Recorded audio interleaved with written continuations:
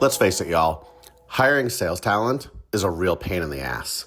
Getting A players is key to bridging your go-to-market gap, but it's harder than ever. If you're not actively engaging passive talent, you don't stand a damn chance. That's why at Revenue Reimagined, we trust our partners at Pursuit to help our clients find the best talent fast. If you're looking to strengthen your sales team, go check them out at pursuitsalessolutions.com. Welcome back to another episode of the Revenue Reimagined podcast.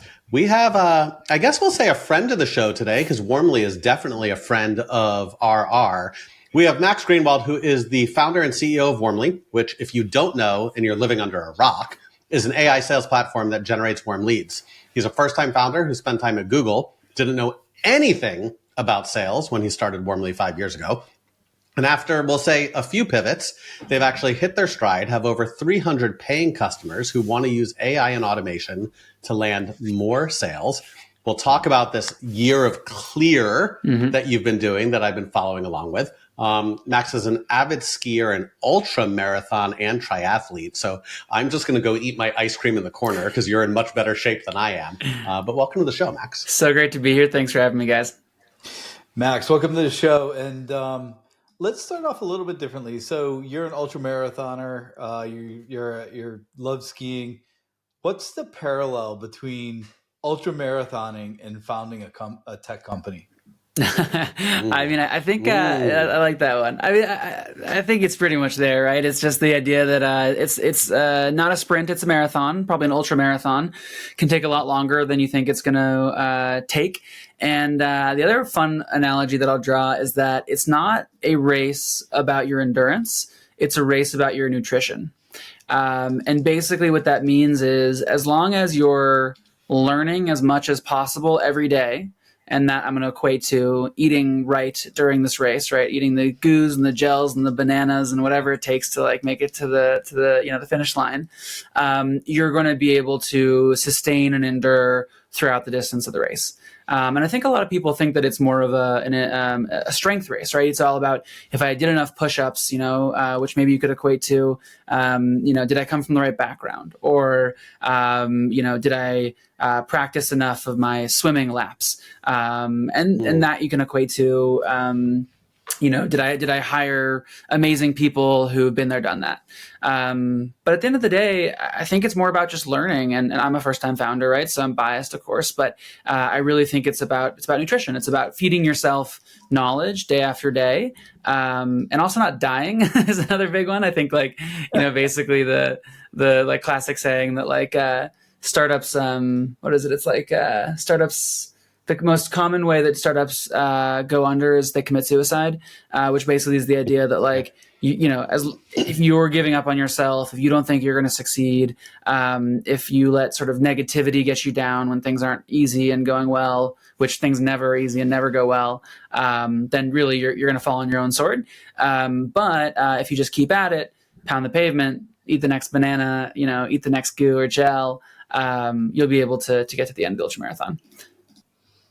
How do you rationalize that with investors or people that are trying to put money into the company or pushing you at growth at all costs as a founder, where you're like, no, it's a marathon, it's not a sprint, and you have people trying to push you towards that? Yeah.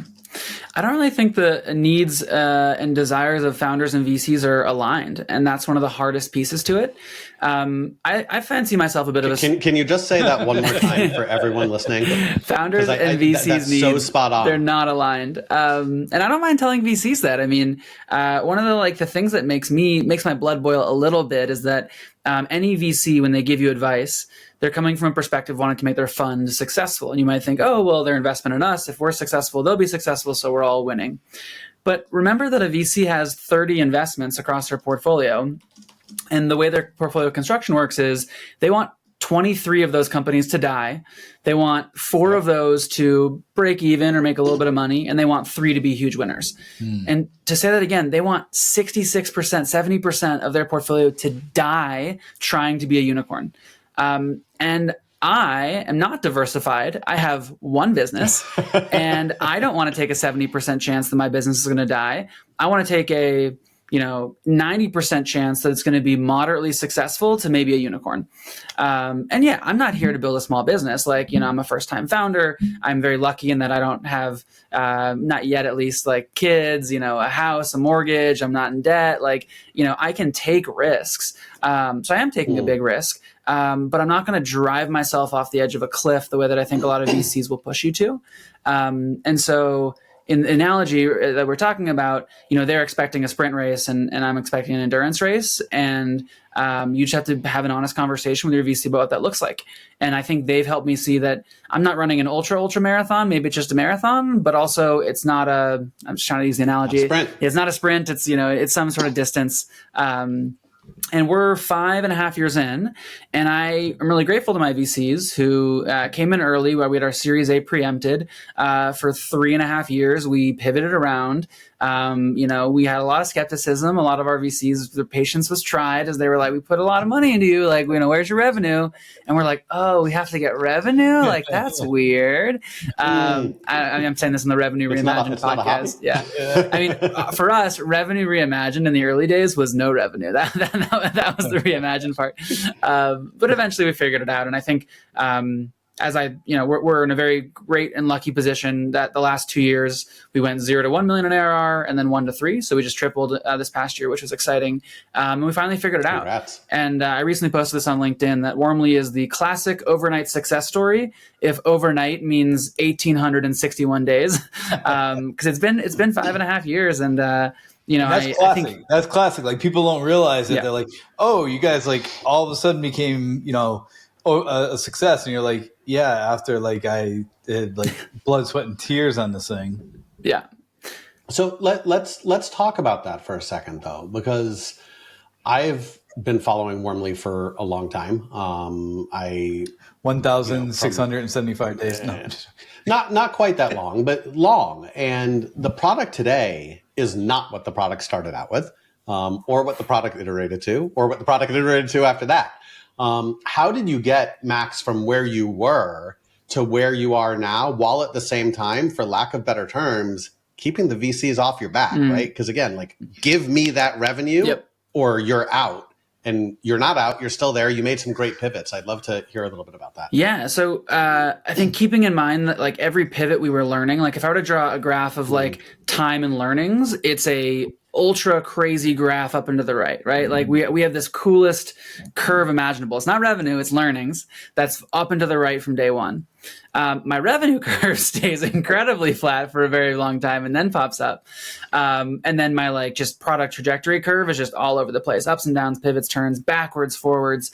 I mean, we have tried B2C, B2B2C, B2B. We've tried PLG. We've tried SMB sales, mid-market sales, enterprise sales, just any just sideways, thing you can imagine. Like we've gone after and failed at all of them, and really just tried to find a path in the space. And one of my favorite phrases by Eric Torenberg, the founder of On Deck, was the idea maze.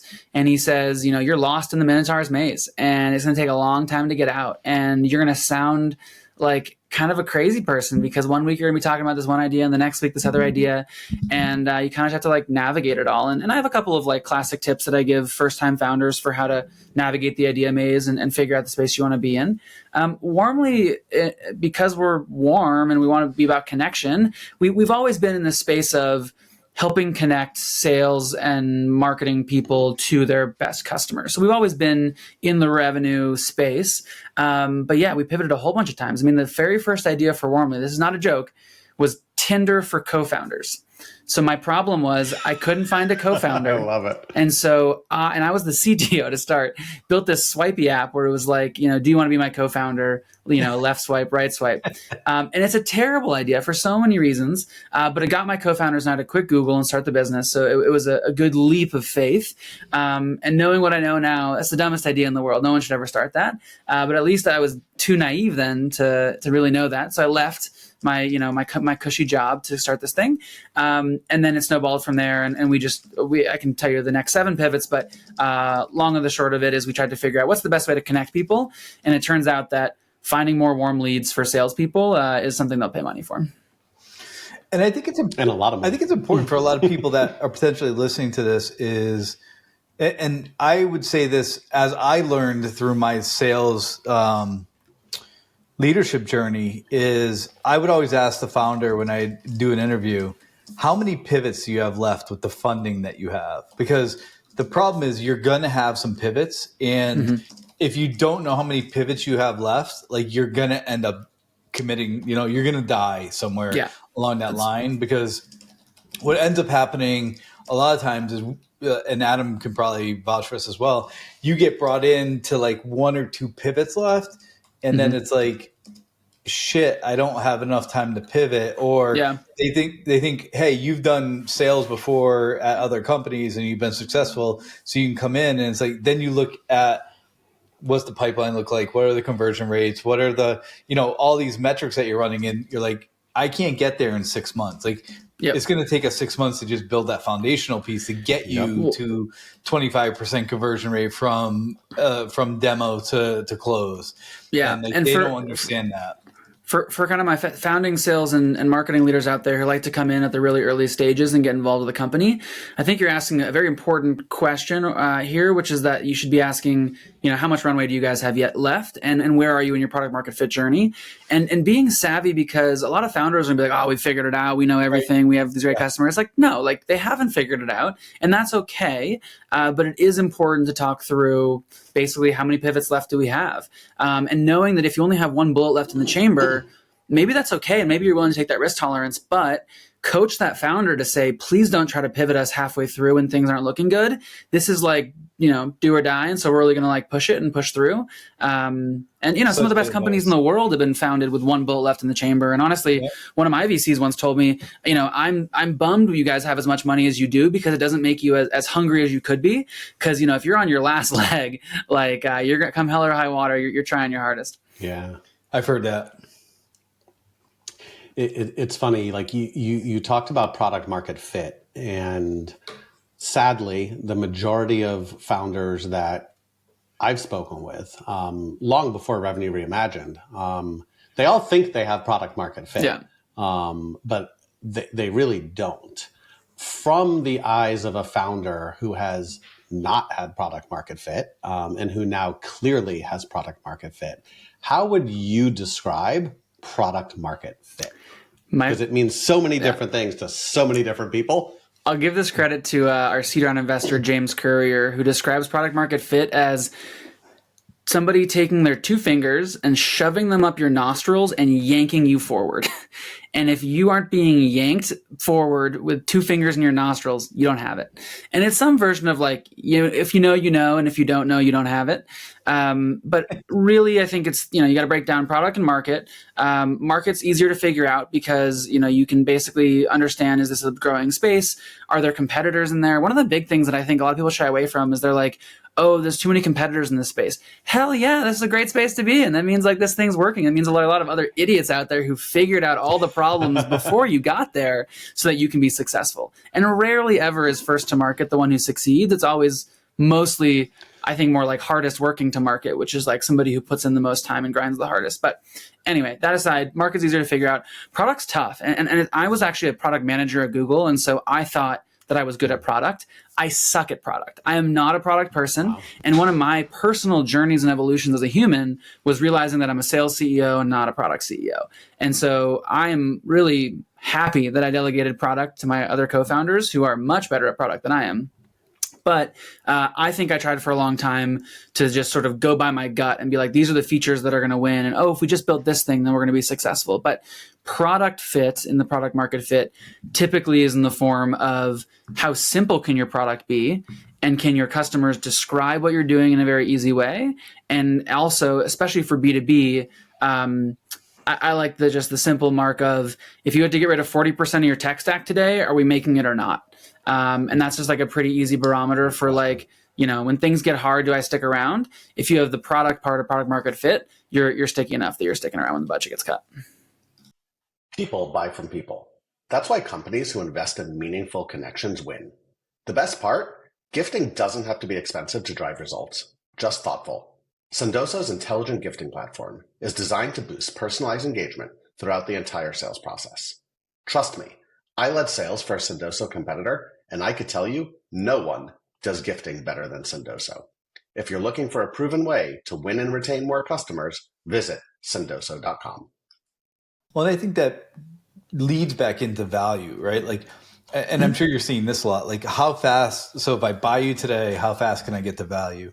And so too many, we'll call them zombie tech companies now, have built, call it 75% of the tech. They overlap with other things, kind of like what you're saying. Like if I got to get rid of, 40% of my tech, are you guys still there? It's, do I derive value based on what we're selling to make that successful? One of the really good analogies here, and again, I'll quote James Currier, who's our seed round investor in FX. When we were talking about what kind of product we want it to be, he said there are two kinds of products. You're either a supermarket or you're lettuce. And bear with me for a second. And the idea is that a supermarket is something you go to every week. You kind of have to go to the supermarket to get food. Now, you don't have to buy lettuce. You choose to buy lettuce because it's good for you. But if that lettuce is brown or isn't there, isn't looking good or doesn't taste good one week, you're going to go for something else instead. And the equivalent in product is basically like you're essentially a system of record. You're something that just kind of has to be there. Like you kind of need a CRM. And whether your company is amazing or terrible, you still have to have a CRM. And if there's a bad quarter or a bad year, you're going to keep your CRM. But if it's lettuce, you have to have fresh lettuce delivered every single week. Warmly is kind of both. And one of the things that we struggle with actually is this idea that we have to deliver fresh lettuce every single week.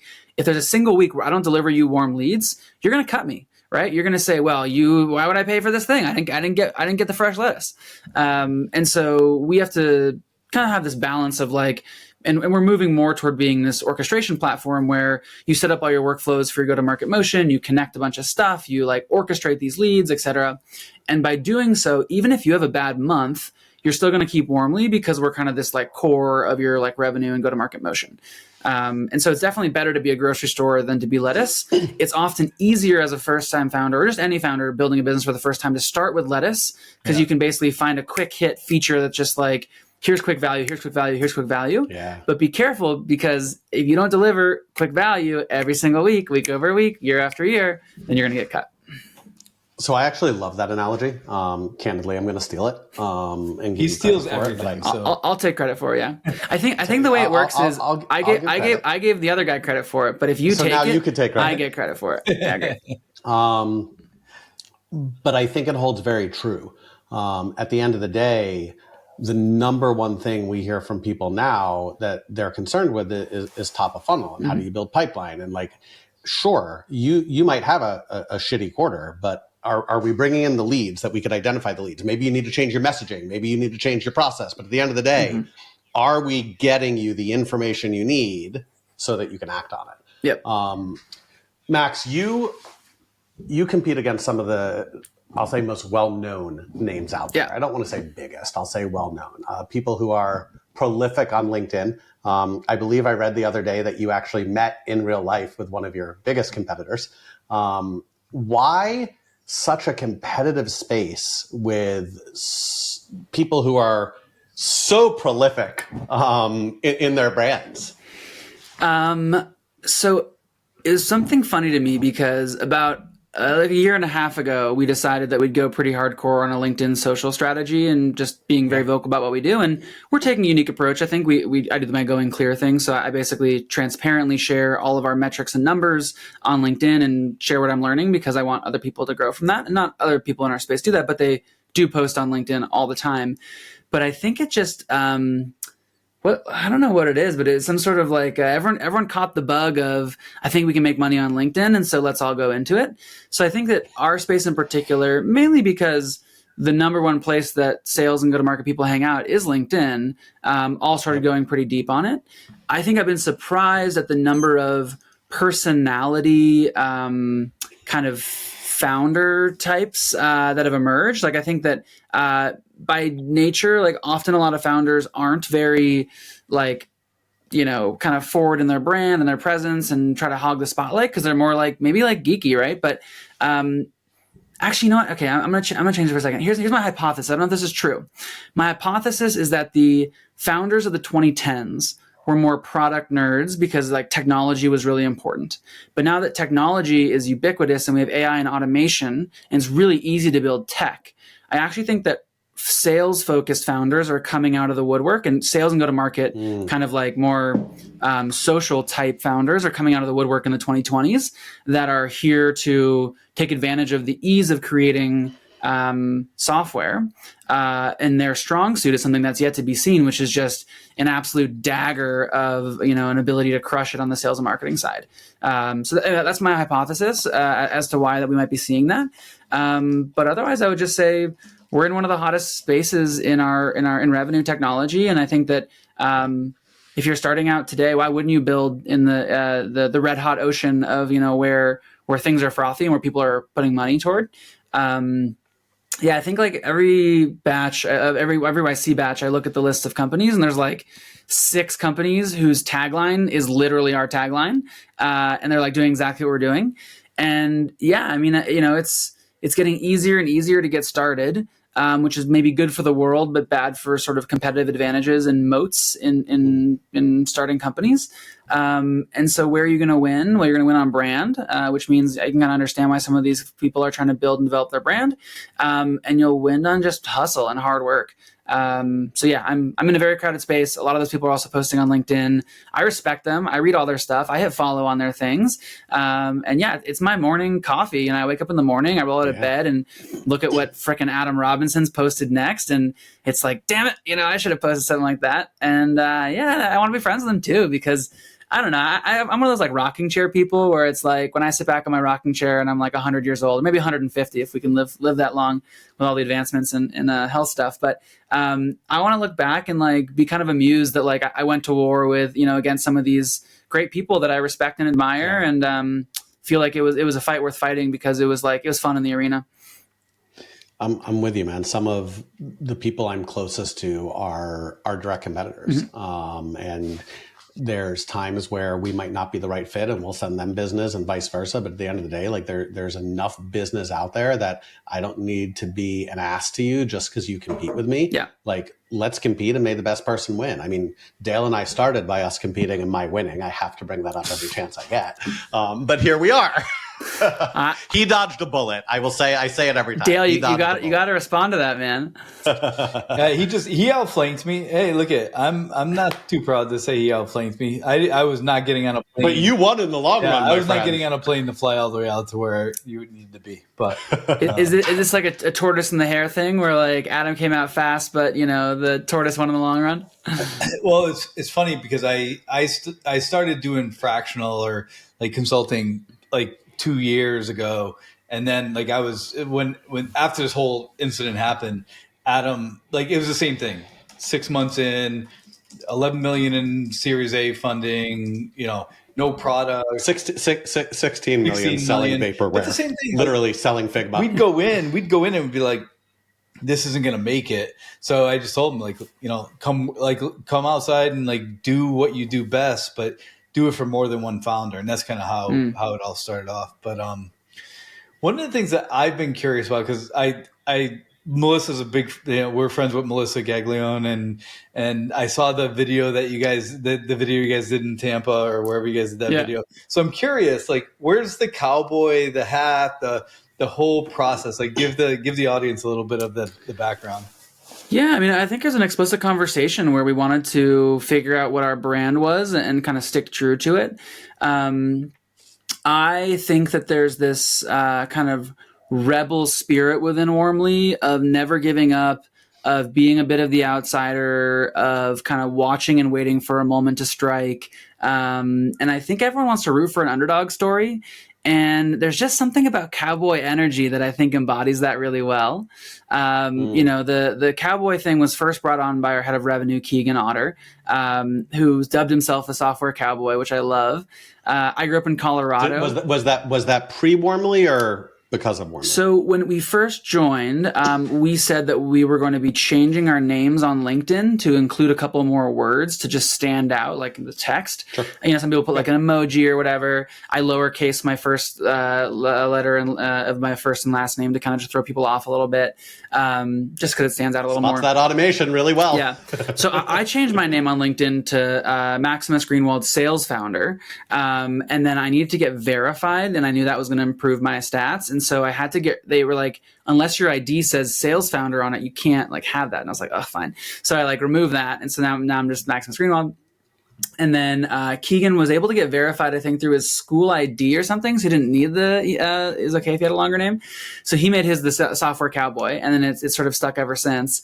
And then, we were just looking for a social outing once when we were hanging out in person, and there was a place that did branded cowboy hats. And so now every seller on the Warmly team has a branded cowboy hat, and it's just kind of our marker. I don't know. I think that it's the people who are our customers, the diffusion of innovation curve where you have your like early adopters, then you're like, or late majority, whatever. So I think we're exiting the early adopter phase, but I think our early first couple hundred customers are these kind of rebel cowboys that are just like cowboys and cowgals, who are just trying to, change up how they do their go-to-market motion, think a little bit differently, lean more into automation and AI, bring a warmer way to sell. And so, I think it's just sort of our ethos now that we're rolling with. I love it. Dale, I would pay anything to see you sport a cowboy hat all over. By the way, I'll leave my comment to myself. I travel a lot, and this thing's tough to bring on an airplane. Yeah, because you can't put it in a suitcase because it'll get ruined. And then I'm like sitting there on the airplane and I can't lean back because it's like got this thing on it, so it's like on my lap, or then I like put it in the overhead bin, and then someone tries to like shove a backpack in there, and I'm like, nope, I need it for my cowboy hat. And then we have teams in Europe and in Israel and Brazil and stuff, and so I'll like touch down in like Tel Aviv, Israel or whatever, and they'll be like, oh, haha, like American cowboy, and I'll be like, howdy, y'all. I love that. Max, with all the pivots you've made and where you guys are now, looking back, and hindsight's 2020, but what are like the top two things that you look back and you're like, shit, should have done that differently? Yeah. Pretty much every pivot that we made, there's gone on to be a huge company in that space who did great with it. And that's what's crazy to me, right? Is like, I thought when we pivoted, there's no way this is going to work. And yet time and time again, we were proven wrong, except for Tinder for co-founders. No one's ever done that. It's a shitty idea. I maintain, don't do it. And so there's something about timing, which is out of your control. There's something about grit and perseverance, which is in your control. And I think the hardest founder sort of problem is this pivot or persevere, right? Persevere means you just sit in your filth and you suck it up and you keep iterating and growing. And then pivot means you just thrash around until you get lucky and you jump on a gold mine. And I think that's just a really hard thing. So, when I look back, I would probably just tell myself, whether you pivot or whether you persevere, you're believing in yourself and you're going to make it. And that is just sort of a self-confidence thing that, I remember weeks on end where I was just paralyzed with sort of this guilt and shame and anxiety. I had this like dry heaving problem. Like every morning I'd wake up and the first thing I do is like run to the toilet and just like dry heave for a couple hours. And I just like, I wasn't sure. Should I pivot or should I persevere? Why isn't it working? I thought I'd be Elon Musk by now. But it's like 2 years in and like, I haven't made $1 for my company. And so, I think that, lesson one is just more of a self-care one, which is just like, believe in yourself. You're going to figure it out. You'll keep iterating. And as part of that, also telling yourself it takes a long time to really understand your space. Now, I'm a product person coming into a sales and marketing world. I didn't know anything about sales and marketing. So you have a leg up if you've like been an SDR or an AE or a head of sales before, but it can take like 2 years to really deeply understand your space. Like I remember the first time somebody told me what an SDR did. And I was like, that's a real person? Like, what? Like, weird. Like, why would they do that? And then but even a year later, I still didn't really get what it meant to be an SDR. And so I started cold calling myself. And then I'm like, okay, now I understand what this stuff is. So it takes a while to understand your space. And understanding your space is very key to more quickly, cutting through the noise and bullshit to see if you can build something. Though being an outsider is good too, because being an outsider allows you to look at things differently. Like I came in to sales and marketing and was like, why are we cold calling? Like, why don't we just use the warm leads? Like, what's up with that? And so that snowballs you in a new way if you can bring in that outside perspective. So there's pros and cons there. What's my second hindsight is 2020 lesson? I think it's probably like never stop taking customer calls or prospect calls. I think that oftentimes when things get hard or no one wants to buy, you retreat into your shell and you're like, well, I'll just like work on the product for a couple of weeks, or I'll just go get a patent on my cool idea, or I'll buy a latest domain name because .ai is hot. And it's like, you're just working on shit that's not really moving the needle. But you can move a lot faster if you're constantly on the phone with people, prospects, customers. Like I try to jump in on 5 customer calls a week. I try to jump in on 5 prospect calls a week. I listen to, our outreach Kaya recordings. I listen to our Fathom CS recordings. Like you just got to hear the people talk, and like you get new ideas every single time. And you'll always surprise yourself at what you can learn. But you just got to keep that ear to the customer. I think that's one of the most important things, like is said in the podcast. Like too many founders or revenue leaders or whoever it is, like they're like, oh, I don't know whether they think they're too good for it or they think they don't have time. But back to the excuse thing, like you have to prioritize that, just like you would, like if you're training for a marathon, you got to do the same thing. Yeah, well said. And I think the thing that I've realized is as scope and complexity scales, you believe that whether you're a revenue leader, a marketing leader, whatever, you're trying to be a lot more strategic because you can't do everything, right? You used to be able to write every social post, used to be able to review everything. And then there's people, process, tools, ads to manage, SEO to manage. Like there's so much going on that you're like, okay, I need to be more strategic. And then you say, okay, well, if I'm being more strategic, I can't take these little meetings that are like not really going to move the needle because they're not strategic. And so you take a step back and you're like, well, I just need to do things that scale. But like the classic founder lesson is do things that don't scale. And part of that should be like 3, prospect meetings a week, 25 cold call dials a day. Like, these don't scale. Like they're not, but they're interestingly very strategic because it allows you to keep your ear to the ground to figure out what's going wrong within your org. And so, I think that's a lesson for really anybody that I even got to remind myself, which is like, yes, you can be very strategic in your role while also being very on the ground and getting tactics done too. Yeah, I love that. 100%. All right, let's as we wrap it up here, let's move to some rapid fire. Ton of cool knowledge dropped. Totally probably going to post tomorrow about a supermarketer lettuce. That one's going to stick with me. All right, Max, early bird or night owl? It's supposed to be rapid fire, huh? Night owl. If you weren't in tech, what like trade or other industry would you be in? I love Middle Eastern politics. I'd like to work for the UN and solve Israel-Gaza. Nice. Someone has to. That might be the best answer we've gotten so far. That's a good one.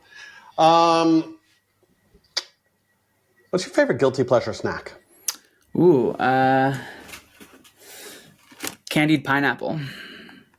Nice. Yup. And the follow-up on this question, because I bet when you're doing ultra marathons, you're training really hard and you're watching your diet really closely. But when you get done, what's the first cheat meal you go hit? Ooh, good one. Chick-fil-A. Chick-fil-A, nice. Sandwich or nuggets? Always sandwich. Spicy or regular? Regular. You go spicy? I do. I do go spicy. We got a spicy guy. Chick-fil-A does have the best milkshakes on the planet. Oh, they're so good. Any spice, by the way. Like so his good. spice is like barbecue sauce. Okay, so that is not true at all. Let's go look at the hot ones take we did.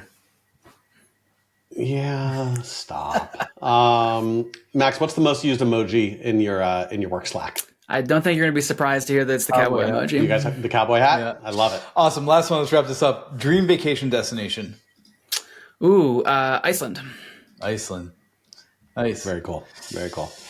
Max, thank you so much for joining. It was great to chat with you. Y'all, go check out Warmly. If you want to get those warm leads and actually convert them, warmly.ai. Check it out. We use it. Our customers use it. It actually works, which is pretty damn cool. Great to be here. Thanks, man. Thanks, Adam. Thanks, Dale.